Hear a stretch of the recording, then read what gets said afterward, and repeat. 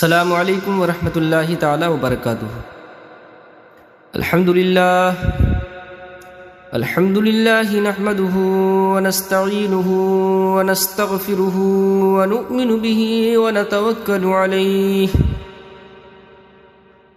ونعوذ باللہ من شرور انفسنا ومن سیئات اعمالنا، من يهده الله فلا مضل له ومن يضلله فلا هادي له،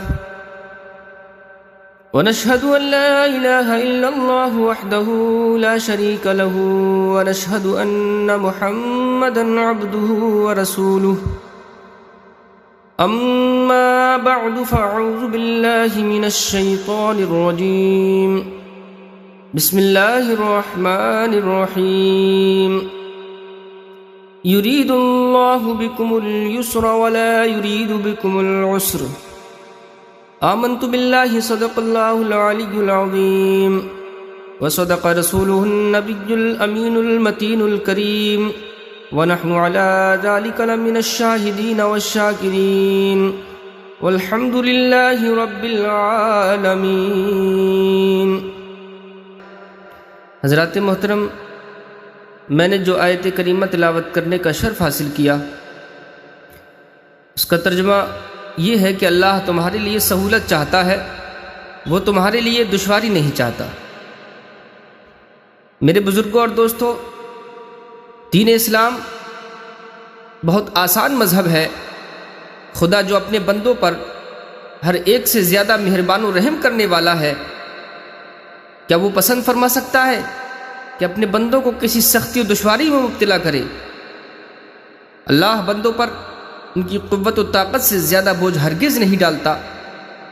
مزید اللہ تبارک تعالیٰ نے اور ارشاد فرمایا، لا یکلف اللہ نفسا الا وسعها، اللہ کسی پر ذمہ داری نہیں ڈالتا مگر اس کی طاقت کے مطابق۔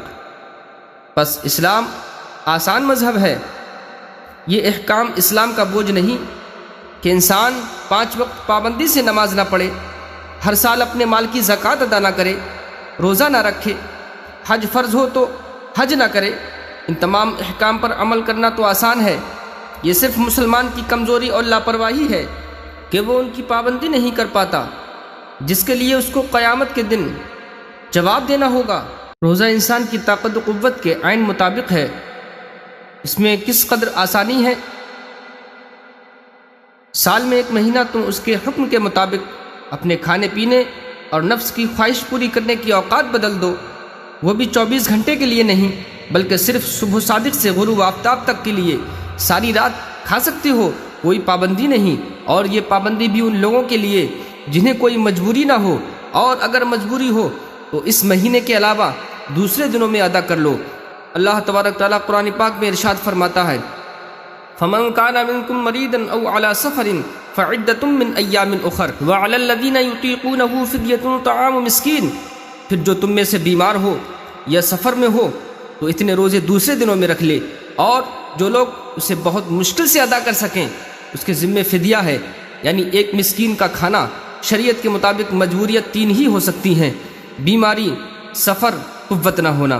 آسانی چاہنے والا خدا اجازت دیتا ہے کہ اگر بیماری یا سفر کی حالت میں ہو تو تم روزے قضا کر سکتے ہو، اور اگر بالکل ہی قوت نہ ہو تو فدیہ ادا کر سکتے ہو۔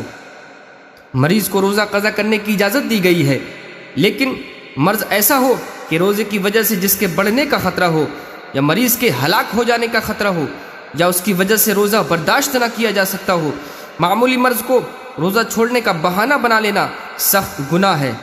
حضرت ام المومنین عائشہ صدیقہ رضی اللہ عنہا بیان کرتی ہیں کہ حمزہ ابن عمرو اسلمی نے نبی کریم علیہ السلام سے پوچھا کہ کیا میں سفر میں روزہ رکھ سکتا ہوں؟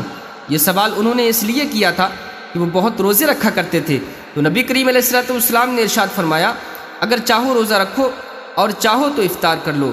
غزے کے مریض، مسافر، ان سب کو روزہ قضا کرنے کی اجازت دی ہے، لیکن رمضان کی بے حرمتی کی اجازت پھر بھی نہیں۔ یعنی ان سب کو چاہیے کہ روزے داروں سے چھپ کر اپنی ضروریات پوری کریں۔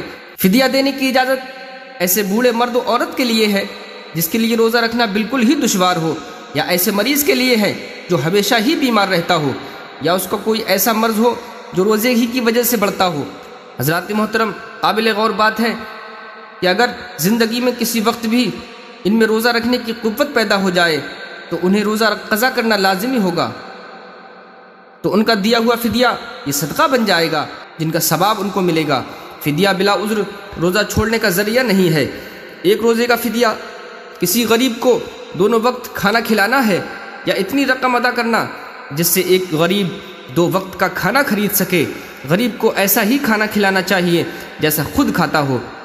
حضرات محترم، جن لوگوں پر روزے کی قضا واجب ہو انہیں جس قدر ممکن ہو جلد روزے رکھنا چاہیے۔ دوسرا رمضان آنے سے پہلے قضا کر لینا ضروری ہے۔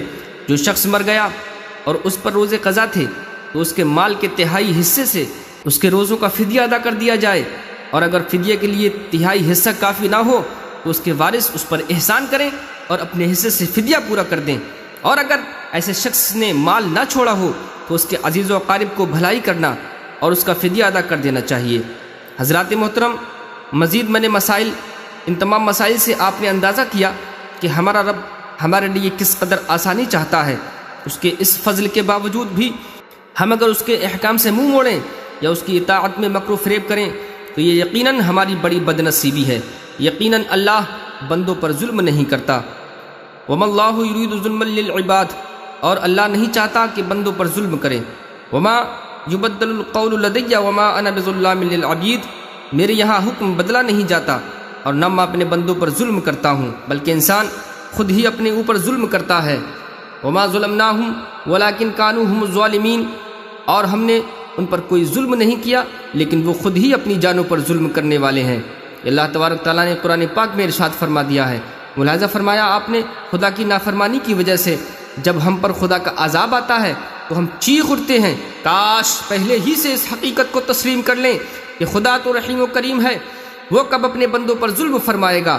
ہم خود ہی ظالم ہیں کہ دنیا کے عیش و عشرت میں مست ہو کر نہ نمازوں کا خیال کرتے ہیں، نہ روزوں کی پرواہ، اور نہ ہی شریعت کے دوسرے احکام کی پابندی کا احساس۔ ہم تو اس قدر ظالم ہیں کہ اس دنیا کی لذتوں میں مست ہو کر حلال و حرام تک کا فرق بھلا بیٹھے ہیں۔ ہماری بدکاریاں ہی خدا کے عذاب کو دعوت دیتی ہیں۔ اللہ تبارک تعالیٰ نے قرآن پاک میں فرما دیا، وَمَا أَصْوَابَكُم مِّن مُّصِيبَةٍ فَبِمَا كَسَبَتْ أَيْدِيكُمْ وَيَعْفُو عَن كَثِيرٍ، اور جو بھی مصیبت تمہیں پہنچتی ہے تمہارے ہاتھوں کی کمائی کے سبب پہنچتی ہے، اور وہ بہت سی برائیوں کو معاف فرما دیتا ہے۔ جتنی بد کرداریاں ہم کرتے ہیں عذاب ان سے بہت کم ہوتا ہے، کیونکہ کرم والا رب ہماری بہت سی حرکتوں سے درگزر فرماتا ہے اور ان کو اپنے فضل و کرم سے معاف کر دیتا ہے۔ پس جب ہم کسی مصیبت میں مبتلا ہوں ہمیں اپنے اعمال پر نظر ڈال دینا چاہیے۔ بہرحال عذاب الہی کے نازل ہونے، مصائب و آفات میں مبتلا ہونے کا سبب ہمارے برے اعمال، اللہ اور اس کے رسول صلی اللہ علیہ وسلم کی نافرمانی ہے۔ رمضان کا مہینہ توبہ کرنے اور بقیہ زندگی شریعت کے مطابق بسر کرنے کا عزم کرنے کے لیے نہایت بہت معتبر ہے۔ اللہ تبارک تعالی ہمیں اور آپ کو عمل کرنے کی توفیق عطا فرمائے۔ وما توفیقی الا باللہ العلی العظیم، وصلی اللہ تعالی علی خیر خلقہ سیدنا و مولانا محمد وعلی آلہ واصحابہ اجمعین۔ السلام علیکم ورحمۃ اللہ تعالی وبرکاتہ۔